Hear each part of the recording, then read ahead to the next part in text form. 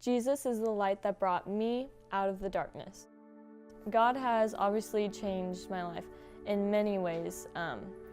I started coming to the Fuel in 8th grade, and Marion was one of the leaders.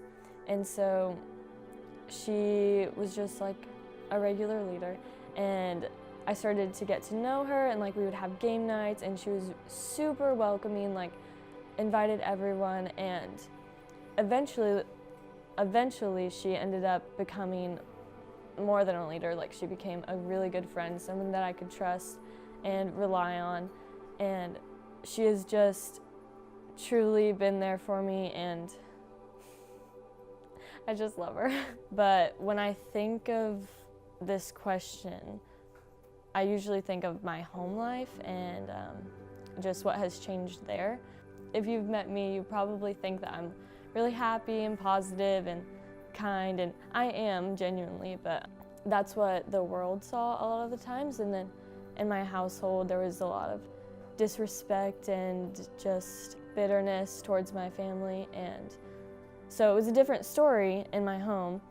And then when I started going to church and growing my relationship with God, that's when I started growing my relationship with my family.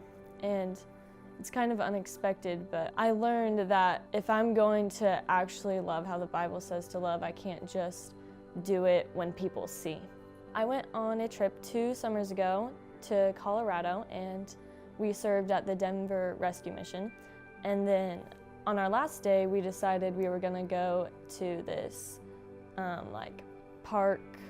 So we were gonna climb one of the rock mountains, and I was super excited because I'd never done anything like that before. And about halfway up, I started freaking out and crying, and I was confused because I didn't know that I was afraid of heights, and I wasn't really sure what was going on with myself. But the people around me, they were supporting me, and they told me, like, Katlyn, it's okay. You don't need to go to the top. Like, you can stay here. And I really wanted to stay like in my soft patch of grass and just lay down, and everyone else can go to the top. But part of me really wanted to get to the top of the mountain. And I composed myself, and I stopped crying, and I told myself, fear will not control me. And I started repeating that just in my head, and I made it to the top. But I learned from that I learned that I have a great support system around me, people that I can rely on, and that fear will not control me, and that fear is a liar. But that does not mean I should go skydiving without a parachute. I think a really practical way to get people to question your faith, or just you in general, is to show the genuine joy that God brings you. And honestly, I think that it's almost a trend to be sad these days.